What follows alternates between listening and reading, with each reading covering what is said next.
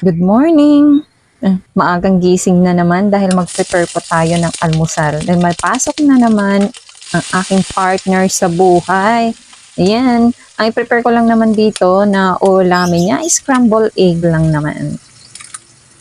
Damihan ko na nga kasi wala akong rice na ang pamalit ko ay yung egg lang po talaga. Kaya ayan, damihan ko na para kasama na din po ako.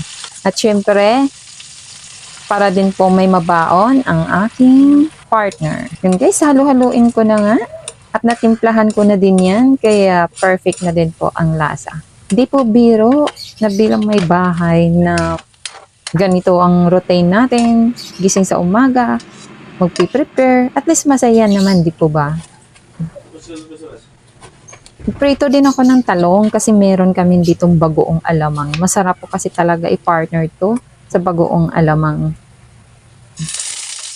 Ewan ko ba, pag yung talong na kapag iprito mo, ayan, masarap po. Para siyang lasang butter. At the same time, habang nagluluto ako ng scrambled egg at saka talong, ay nagsaing na rin ako. Ayan, magpakulo na rin ako ng tubig para sa ating coffee. Prepare na nga ako ng baon ni Habi ay dahil kasama daw niya sa trabaho ay magdadala ng mangga at mag-picnic yata sila ng mangga. Same time, di talaga mawawala ang coffee sa almusal.